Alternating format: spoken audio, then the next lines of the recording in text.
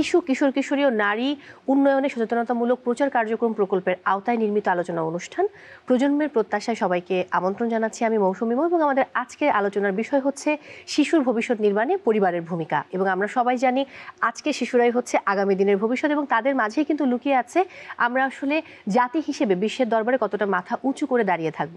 দর্শক, আজকের এই আলোচনায় যারা আসলে আমাদের সঙ্গে রয়েছেন এই দুজন গুণী মানুষের সঙ্গে কথা বলবো এবং তাদের কাছ থেকে জানবো শিশুর উন্নয়নের ক্ষেত্রে আমরা পরিবার, সমাজ, রাষ্ট্র কি ভূমিকা পালন করতে পারি। আমার সঙ্গে রয়েছেন শিক্ষাবিদ ও শিশু সংগঠক অধ্যাপক ডক্টর মাহফুজা খানম, সেই সাথে রয়েছেন ডাক্তার ফাতিমা মারিয়া খান, সহকারী অধ্যাপক, সহকারী প্রক্টর ও সহকারী হল প্রভোস্ট, বঙ্গবন্ধু শেখ মুজিব মেডিকেল বিশ্ববিদ্যালয়। হ্যালো, কেমন আছেন? ভালো আছি, আপনি ভালো আছেন? খুব ভালো আছি এবং শিশু নিয়েই শুরু করতে চাই। আমি আজকে যখন আসছিলাম সকালবেলা আমি আমার বোনের বাসায় ছিলাম, কাজিন, তো ওকে দেখছিলাম যে প্রচণ্ড গরমে যেটা হয়েছে যে স্কুল কলেজ কিছুদিন বন্ধ ছিল এবং তারপরেও কোচিংয়ের বিষয় নিয়ে বাচ্চাকে খুব তাড়া দেয় এবং আমি যেটা দেখি যে ওর বাচ্চা খুব একটা কথা বলে না এখন। আগে যেরকম আমি গেলে হয়তো দেখাতো যে খালামুনি আমি এই গেমটা খেলছি বা এটা করছি, সে এখন খুব একটা কারোর সাথে মিশতে পারে না। কিন্তু পড়াশোনা এবং অন্য প্রেশারগুলো তার এত যে বাচ্চা হয়ে ওর বইয়ের প্রেশারটা অনেক বেশি হয়ে গেছে। আপা, যদি আপনার কাছ থেকে শুরু করি, শিশুর ভবিষ্যৎ নির্মাণে পরিবারের ভূমিকা, এবং আমরা সবাই জানি যে পরিবারই হচ্ছে শিশুর প্রাথমিক শিক্ষা কেন্দ্র। আমরা পরিবার বলতে একসময় এক ধরনের ধারণা ছিল, সেটা হলো একটা বৃহত্তর পরিবার। বৃহত্তর পরিবার বলতে আমি বলবো যৌথ পরিবার, যে দাদা দাদি এবং চাচারা এবং তারপর তাদের মা চাচি মিলিয়ে একটা বড় পরিবার ছিল। কিন্তু সেই পরিবারের সংজ্ঞাটা কিন্তু আজকে বদলে গেছে। আজকে পার্সপেক্টিভে যখন আমি বলবো যে এখন দেখা যায় মা, বাবা এবং বড় জোর দাদি যদি সঙ্গে থাকেন, দাদার সঙ্গে থাকেন, আর ছেলে মেয়েরা। হ্যাঁ, তো আমি বলবো এটা অত্যন্ত প্রাসঙ্গিক না, অত্যন্ত পরিষ্কার কথা যে পরিবারের ভূমিকাই হচ্ছে প্রথম এবং প্রধান একটা শিশুর দৈহিক এবং মানসিক, আমি বলবো সমস্তটি নিয়ন্ত্রণ করে আসলে তার পরিবারের সদস্যরা। কারণ একটা শিশু জন্মায় একটা পরিবারে, এবং তার এই যে বেড়ে ওঠা, ধীরে ধীরে বেড়ে ওঠা মানে তার স্বাস্থ্যগত ব্যাপারগুলো তার পরিবার দেখছেন, এবং তার বেড়ে ওঠার সঙ্গে যে একটা মনোজগতের যে পরিবর্তন হচ্ছে এবং তার যে শিক্ষার ব্যাপারটি রয়েছে। কারণ এই আগামীর পৃথিবীতে সে চলবে ফিরবে এবং তার দুনিয়া সে খুঁজে নেবে, পৃথিবীতে তার জায়গা করে নেবে, সেই জায়গাটার পথটা আসলে তৈরি হচ্ছে পরিবারের পক্ষ থেকে, আমি বলবো। তো সেইভাবে আমি বলবো যে পরিবার এবং এখানে বলা প্রয়োজন যে এই পরিবারের ভেতরে কিন্তু আবার পরিবার কি কাজ করবে সেটা কিন্তু আমার রাষ্ট্রেরও একটা ভূমিকা রয়েছে। রাষ্ট্রের সঙ্গে আমি আবারও যুক্ত করব, যে কোনো সরকার তারও একটা বিরাট ভূমিকা রয়েছে এই পরিবারের জন্য এবং তার আগামী দিনের নাগরিক হিসাবে গড়ে তোলার জন্য। এই পরিবারের যে শিশুরা, সেই শিশুদের আগামী জীবনকে পরিপূর্ণভাবে একটা পূর্ণাঙ্গ মানুষ হিসেবে তৈরি করার জন্যে আমি মনে করি পরিবারের চিন্তা চেতনা। আমি একটা মা বা বাবা তার শিশুটি আগামী দিনে কোথায় যে দাঁড়াবে, এই যে কোনো দেশের কথাই যদি বলি, বা আমি যদি বাংলাদেশের কথা বলি, যদি ধরি আমি যে বাংলাদেশে একটা শিশু সে কোথায় দিয়ে দাঁড়াবে, তার মা বাবার জীবন আচরণ দিয়ে কিন্তু সেটা নিয়ন্ত্রিত হবে। অবশ্যই সেটা আমি বললাম একাধারে তার খাদ্য, তার পুষ্টি, তার চিন্তা চেতনার জায়গা, নৈতিকতা, সমাজের সঙ্গে তার মিশবার ক্ষমতা, অন্যের সঙ্গে তার মিশবার ক্ষমতা, যে সমাজে সে জন্মেছে তার যে প্রবলেমস বা তার ভালো লাগা মন্দ লাগা সেগুলোর সঙ্গে যুক্ত হওয়া। তারপর যে কথাটি বলবো অবশ্যই সেটা হলো শিক্ষা। সেই শিক্ষার ক্ষেত্রে বলবো যে আমার রাষ্ট্র, আমার সরকার কি শিক্ষা ব্যবস্থার ভেতর দিয়ে এই শিশুটিকে চলতে শেখাবে সেটাও কিন্তু একটা বড় গুরুত্বপূর্ণ। এবং সেখানে আমি বলবো এই যে কার্যক্রম, এই কার্যক্রমের প্রধান যে হাতিয়ার বলবো না, যে তাকে যে এই চলমান পৃথিবীতে যে অগ্রসর করে দেবে, তার প্রথম এবং প্রধান ভূমিকা পালন করবে কে না, আজকের মা এবং বাবা, এবং তার সঙ্গে আমি বলবো তার পরিবারের অন্যান্য ভাই বোন যারা সদস্য থাকবেন তারা। আমি একমত আপনার সঙ্গে। আমি যদি আপনার কাছে যাই, আপার কথা রেশ ধরেই বলতে চাই, তিনি বলছিলেন যে মনোজগতে কোনো প্রভাব পড়ছে কিনা সন্তানটি, সেটা খেয়াল রাখার দায়িত্ব কিন্তু পরিবারের। সো এই মনোজগৎ নিয়ে কাজ করতে গিয়ে বাবা মায়ের তো অনেক সচেতন হওয়াটা জরুরি, এবং সেখানে কার ভূমিকা আসলে বেশি, বাবার নাকি মায়ের, এবং সেই ভূমিকাটা কিভাবে তারা আসলে প্রভাবটা ফেলবে বাচ্চার উপরে? বাচ্চাদের মন নিয়ে যখন আমরা কাজ করি, বিশেষ করে আমরা বাচ্চাদের যখন সাইকোলজিক্যাল কোনো প্রবলেম নিয়ে আসে, হঠাৎ করে দেখা যায় যে আচরণের পরিবর্তন, অথবা দেখা যায় কথা বলে না, মানে কথা শুনতে চায় না, অথবা দেখা গেছে কিছু অযাচিত আচরণ করে ফেলে, স্কুলে যেতে চায় না, অথবা ইন্টারনেট ইউজ করে অনেকক্ষণ ধরে, এবং খিটখিটে মেজাজ হয়ে যায় বয়ঃসন্ধিকালে। এই ধরনের প্রবলেমগুলোর পিছনে যখন আমরা রেট্রোগেট আমরা কোনো কারণ জানতে চাই, তখন দেখা গেছে যে আমরা দেখি যে আসলে পরিবারের ভূমিকাটাই কিন্তু আসলে মেইন। তো আমরা দেখি যে একটি বাচ্চা যখন ভূমিষ্ঠ হয়, তো গর্ভকালীন সময় থেকে যখন আমরা দেখি যে তার শারীরিক বৃদ্ধির সাথে সাথে তার মানসিক পরিবর্তন হয়, এবং ডে 0 থেকে শুরু করে একদম হচ্ছে দেখা গেছে যে যখন একটি বাচ্চা 5 বছর পর্যন্ত সে যখন হয়, তখন তার হচ্ছে পুরো নিউরো ডেভেলপমেন্টাল যে চেঞ্জটা সেটা হয়ে থাকে। এবং দেখা গেছে যে 5 বছর পর্যন্ত একটি বাচ্চাকে যদি আপনি সঠিকভাবে তার শারীরিক বৃদ্ধি এবং মানসিকভাবে যদি তাকে হচ্ছে আমরা পরিপূর্ণ করতে পারি, সে একজন সুস্থ স্বাভাবিক বাচ্চা হিসেবে কিন্তু গড়ে ওঠে। তো সেক্ষেত্রে দেখা গেছে যে মানসিক যে পরিবর্তন, আমরা জানি প্রত্যেকটা স্টেজে কিন্তু মানসিক পরিবর্তনের ধাপ আছে, যেমন 0 to 2 years, 2 to 7 years, 7 to 11 years, 11 years থেকে পরবর্তী, যেটাকে আমরা হচ্ছে বয়ঃসন্ধিকাল অথবা 18 বছর পর্যন্ত বলে থাকি। তো সেক্ষেত্রে প্রথম 2 বছরে পরিবারের যে ভূমিকাটা আপনি বলছেন, কার আসলে ভূমিকাটা বেশি, তো এটা আসলে পরিবার বলতে আমাদেরকে বোঝা যায়, দেখা যায় যে স্পেশালি আমরা যখন পরিবার বুঝি, মা বাবা, প্রাইমারি কেয়ার গিভার বুঝি। তো প্রাইমারি কেয়ার গিভার তো দেখা গেছে যে মা বাবাই থাকে, কিন্তু দেখা গেছে যে অনেক পরিবারে হয়তো বা একটা সিঙ্গেল প্যারেন্টস দিয়ে কিন্তু বাচ্চাটা হয়তো বা গ্রো করে। তো সেক্ষেত্রে হয়তো বা একটা বাবা, মানে একজন বাবা অথবা একজন মাই হয়তো বা তাকে রেজ করে।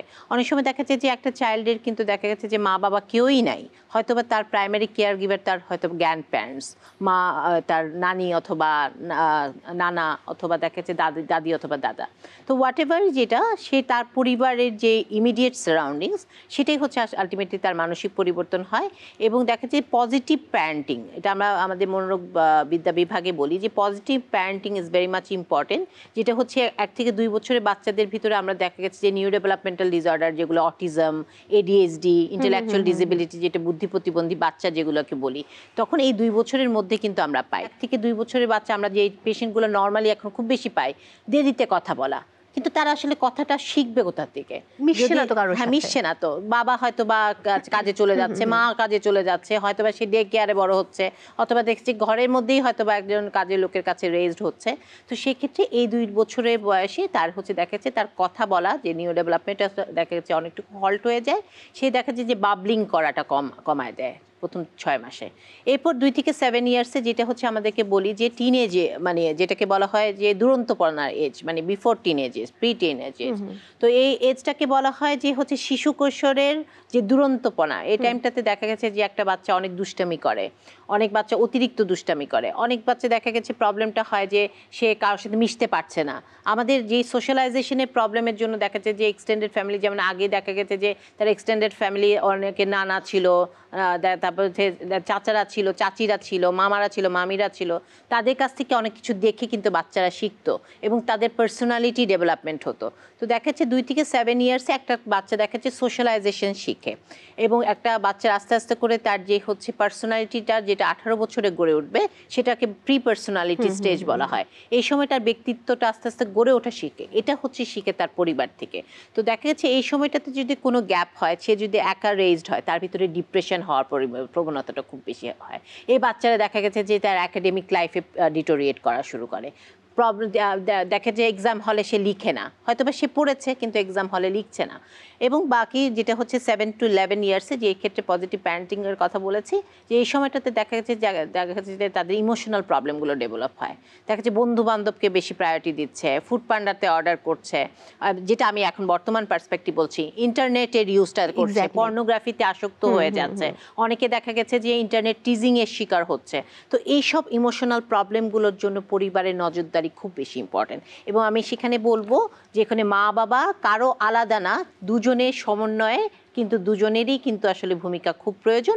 এবং সেক্ষেত্রে পজিটিভ প্যারেন্টিং, দ্যাট মিনস হচ্ছে আপনার মা বাবা যাতে হচ্ছে কখনো বাচ্চার সাথে মা বাবা হিসাবে সে মানে ব্যবহার না করে, সে বন্ধুত্বপূর্ণ আচরণ করে, এবং তার যে কাজটাকে আমরা বলি যে আপনি করতে চান, অথবা হচ্ছে তার অস্বাভাবিক কোনো আচরণটাকে যদি পরিবর্তন করতে চান, ডিজায়ার ইফেক্টে পেতে হলে আপনাকে তাকে রেইনফোর্সমেন্ট করতে হবে। দ্যাট মিনস হচ্ছে তার কোনো কাজ যদি আপনার পছন্দ হয় তাকে থ্যাংক ইউ বলা, তাকে হচ্ছে বারবার করে এনকারেজ করা, কোনো একটা কাজে মোটিভেট করা, তাকে বন্ধুসুলভ আচরণ করা। আপনি যতটুকু আপনার বাচ্চার সাথে বন্ধুসুলভ আচরণ করবেন ততটুকুই বাচ্চা আপনার সাথে খোলামেলা হবে এবং আপনার সাথে ইন্টারঅ্যাক্ট করবে। আমি যদি আপার কাছে যাই, মানে শিশুর পূর্ণাঙ্গ বিকাশ এবং সামাজিকীকরণের ক্ষেত্রে বিদ্যালয় কিংবা শিক্ষক অথবা যেই শিশু সংগঠনগুলো রয়েছে, যেমন আমার কথা আমি বললে ছোটবেলাতে আমরা শিশু কিশোর যে সংগঠনগুলো করেছি, শিল্পকলাতে যেতাম, শিশু একাডেমিতে যেতাম, বিভিন্ন প্রতিযোগিতায় অংশ নিতাম, এই সংগঠনগুলোর ভূমিকা কতটা, একই সাথে বিদ্যালয় এবং শিক্ষকের ভূমিকা কতটা? বিদ্যালয়তে একটা বিরাট ভূমিকা আছে, এটা তো বলার অপেক্ষা রাখে না।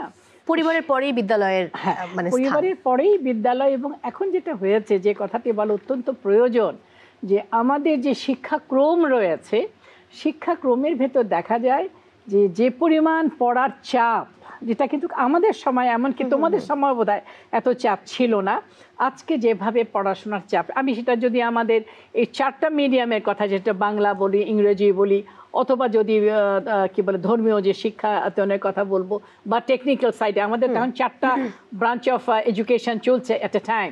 তো আমি মনে করি সব জায়গাতেই যেভাবে পড়াশোনার কারিকুলাম আমি যেটাকে বলবো, সেটার চাপ অনেক রকম, অনেক বেশি হয়ে যাচ্ছে। তবে এখানে বলা প্রয়োজন যে ইংলিশ মিডিয়ামগুলো কিন্তু সেই অর্থে তাদের যে প্রবাহটা ছিল সেটা কিন্তু কম বেশি ঠিকঠাক মতোই চালাচ্ছে। হ্যাঁ, সেখানে আমি বলবো যে বাচ্চারা ভীষণভাবে ব্যস্ত পড়াশোনা নিয়ে, কিন্তু বাংলা মিডিয়ামগুলো তো হচ্ছে যে প্রায়শই দেখা যাচ্ছে যে আমাদের ক্যারিকুলামগুলো চেঞ্জ হচ্ছে, এটাও কিন্তু একটা বিরাট ধরনের এফেক্ট পড়ে আমাদের বাচ্চাদের। তার সঙ্গে আমি বলবো যে আমাদের সময় বলবো আমরা, বা আমরা পরবর্তী সময়েও বলবো, যে তার যে মানসিক প্রবৃদ্ধির কথা যেটা উনি বলেছেন, যে মানসিক প্রবৃদ্ধির জন্য তার খেলাধুলা দরকার, তার সাংস্কৃতিক যে আবহাওয়া তৈরি করার দরকার, সেইগুলো কিন্তু আজকে স্কুলে হচ্ছে না। এটা একটা কিন্তু ভীষণ বড় একটা জায়গা বলে আমি মনে করি।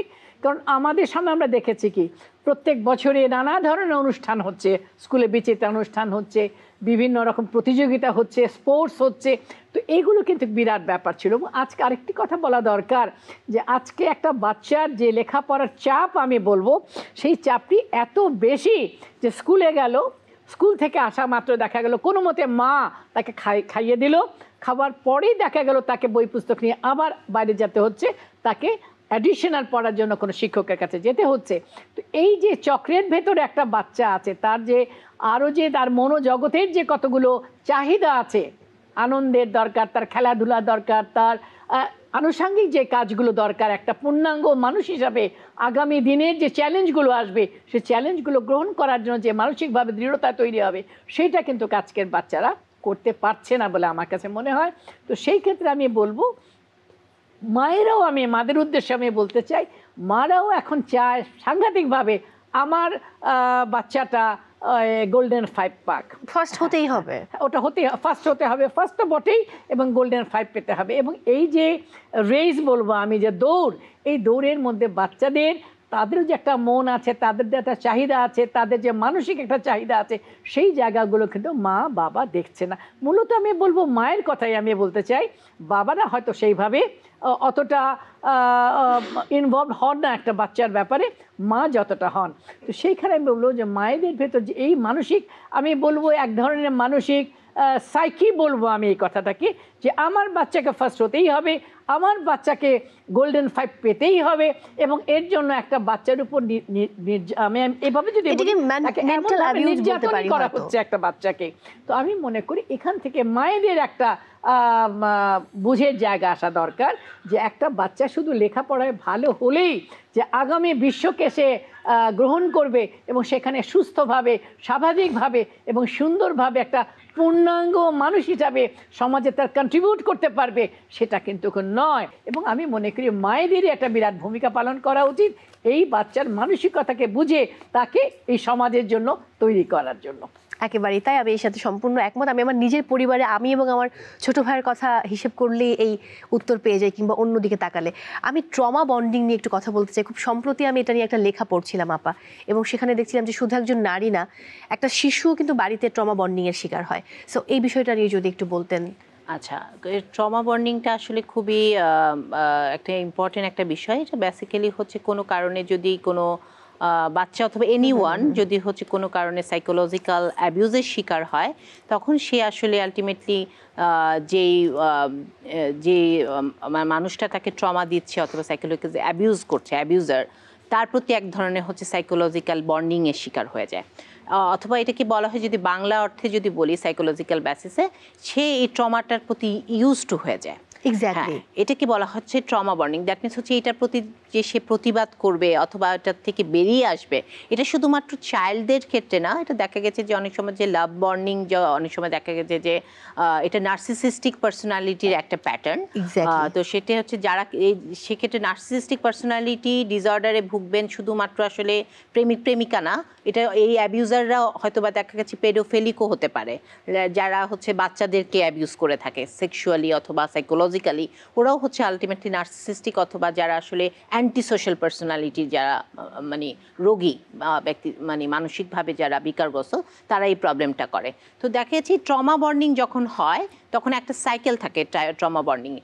তখন দেখা গেছে যে একটা পর্যায়ে তারা যারা এই নার্সিসিস্টিক ধরনের প্যাটার্নের যারা থাকেন, তো এটা অনেক সময় দেখা যাচ্ছে হাজব্যান্ডও হতে পারে, পরিবারের হাজব্যান্ডও হতে পারে, ইভেন হচ্ছে শ্বশুর শাশুড়িও হতে পারে নার্সিসিস্টিক পার্সোনালিটি।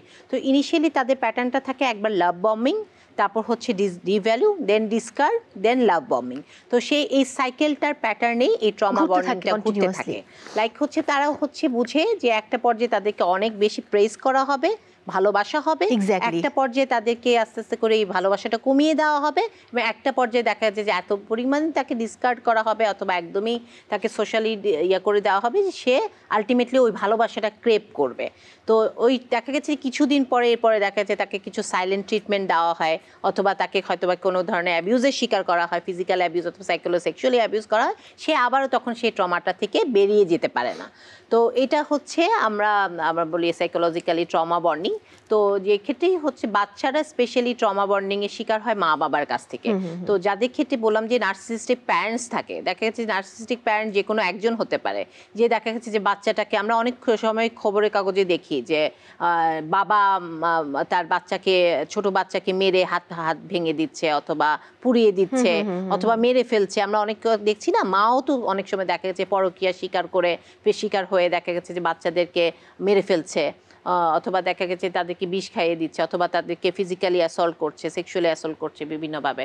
তো সেক্ষেত্রে এই জিনিসগুলো আসলে আমরা ট্রমা বন্ডিংয়ের একটা উদাহরণ বলবো, যেটা হচ্ছে আমাদের সমাজ ব্যবস্থা, পারিবারিক ব্যবস্থা, মনস্তাত্ত্বিক, আমরা যেটা সাইকিয়াট্রিস্ট হিসেবে, মনোরোগ বিশেষজ্ঞ আমরা হিসেবে বুঝি যে এই একটা প্রফেশন, যে একটা প্রফেশনে mental health is very much important. কারণ হচ্ছে আপনি একজন পূর্ণাঙ্গ মানুষ হিসাবে যদি আপনি এই সমাজকে রক্ষা করতে হয়, পরিবারকে রক্ষা করতে হয়, রাষ্ট্রকে রক্ষা করতে হয়, আপনার মেন্টালিভাবে আপনাকে সুস্থ থাকতে হবে।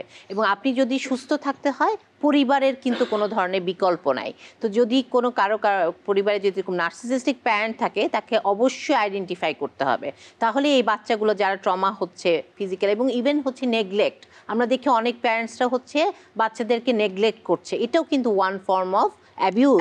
দেখা গেছে তাদেরকে পর্যাপ্ত পরিমাণ খাবার দেওয়া, তাদের গ্রোথ এনশিওর করা, অথবা তাদেরকে ভালোবাসা উইথড্র করে ফেলা। অনেকে দেখবেন যে কোনো ধরনেরই নেই, অন্য ধরনের কোনো অ্যাবিউজ নেই, কিন্তু সাইকোলজিক্যাল অ্যাবিউজ, সাইকোলজিক্যাল নেগলেক্ট, ভালোবাসা সে চাচ্ছে কিন্তু পাচ্ছে না সেখান থেকে। তো এটাতে আলটিমেটলি এই বাচ্চাগুলো আস্তে আস্তে করে ডিপ্রেশনে ভুগে এবং আস্তে আস্তে করে সুইসাইডের দিকে এবং মাদকাসক্তর দিকে আসলে ঝরে যায়। তো আমি সবাইকে বলবো যে আসলে আমাদেরকে সুস্থ স্বাভাবিক হতে হলে বাচ্চার মেন্টাল হেলথের কোনো আসলে বিকল্প নাই। একেবারেই তাই। অসংখ্য ধন্যবাদ। এই টপিকটা থেকে অনেক কিছু জানা গেল। শিশুর প্রতিভা বিকাশে রাষ্ট্রের ভূমিকা। আপা, আমার আজকের আয়োজনের শেষ প্রশ্ন আপনার কাছে, ছোট্ট করে কি বলতে চাইবেন? আমি ওই একটু আগে আপনি প্রশ্ন করেছিলেন যে আগের দিনে অনেকগুলো শিশু সংগঠন ছিল, লেখাপড়ার বাইরে অনেকগুলো শিশু সংগঠনের সাথে বাচ্চারা যুক্ত হলে এটা কিন্তু সমাজকে চেনবার জন্য একটা জায়গা। সেখানে বিভিন্ন ক্যাটাগরির, আমি বলবো আমাদের সমাজে তো বিভাজন রয়েছে, সে বিভিন্ন বিভাজনের ভেতরে নানা শ্রেণীর ছেলেমেয়েরা আসছে, সেখানে মানে মানবিক মূল্যবোধগুলো তারা সেখানে শেখে। এবং তার সঙ্গে যে কাজগুলো আমাদের শিশু সংগঠনগুলো করে, তাদের মানবিকভাবে দৃষ্টিভঙ্গি তৈরি করা, তারা বৈজ্ঞানিক চিন্তা ধ্যান ধারণা, মৌলবাদী চিন্তা চেতনার থেকে বাইরে থাকা, অথবা যদি বলি আমরা মহান মুক্তিযুদ্ধের ভেতর দিয়ে যে বাংলাদেশ পেয়েছি, এই বাংলাদেশের যে জন্মের কথাগুলো তারা ওখানে থেকে জানতে পারে, তারা খেলাধুলার ভেতর দিয়ে, তারা বিচিত্র অনুষ্ঠানের ভেতর দিয়ে, নাচ গান সাংস্কৃতিক অনুষ্ঠানের ভেতর দিয়ে তারা যায়, এবং যার ফলে হয় কি তার যে দ্য ভেরি ফ্যাকাল্টি, মেন্টাল ফ্যাকাল্টিগুলো সেগুলো কিন্তু ডেভেলপড হয়। আমি মনে করি আমাদের দেশে সেই জায়গাগুলো বেশ দুর্বল। আমি বলবো এক সময় কচিকাচার মেলা ছিল আমরা জানি, এবং এই কচিকাচার মেলা এখনো আছে, এটা একদম হতে হতে ছোট হয়ে গেছে এখন। একদমই তাই। আচ্ছা, এক কথা। আবার আমি বলবো যে 1952 সালে আমাদের খেলাঘরে জন্ম হয়েছিল, যেটা কিনা আজকে 72 বছরের বেশি এটা চলছে। 556টা আমার শাখা আসর আছে সমস্ত বাংলাদেশে, এবং আমি মনে করি তাদের মনোজগতে লেখাপড়াকেও আমরা এনকারেজ করি, তাদেরকে লেখাপড়ার কোনো অসুবিধা হলে, আমাদের তো আসলে বিভাজিত একটা সমাজ, সেখানে তো সব ছেলেমেয়ের লেখাপড়ার এবিলিটিও নাই, সেখানেও আমরা নানা ধরনের সাহায্য করার চেষ্টা করি আমরা খেলাঘরের পক্ষ থেকে। তা আমি মনে করি আমার প্রায় 8.5 লক্ষ শিশুকে নিয়ে আমি না বলবো না, আমার যে সংগঠন খেলাঘর সেটা নিয়ে কাজ করে, এবং আমি মনে করি এই শিশু সংগঠনগুলোর একটা বিরাট ভূমিকা থাকার কথা। একসময় আমরা যেন মুকুল ফৌজ ছিল, সেই মুকুল ফৌজ আজকে নেই। খেলাঘরটাই আমি মনে করি এখনো এই সমস্ত বাংলাদেশে মোটামুটি তারা কাজ করে যাচ্ছে। অসংখ্য ধন্যবাদ আজকে আমাদেরকে সময় দেওয়ার জন্য। অনেক ভালো থাকুন দুজন। আমি বিদায় নিচ্ছি। দর্শক, বিদায় নিতে হচ্ছে আজকের মতো। সবাই অনেক ভালো থাকুন, এবং আবারও আমি রিপিট করতে চাই, আজকে শিশুরাই যেহেতু আগামী দিনের ভবিষ্যৎ, তাদের মাঝেই কিন্তু লুকিয়ে আছে আমাদের বাংলাদেশের আগামীর প্রজন্ম, এবং কতটা উন্নত জায়গায় আমরা আসলে নিজেদেরকে নিয়ে যেতে পারবো। তো সবাই অনেক ভালো থাকুন, আপনার শিশুটির যত্ন নিন, এবং পাশের মানুষটিকে ভালো রাখুন, আর চোখ রাখুন বাংলাদেশ টেলিভিশনের পর্দায়।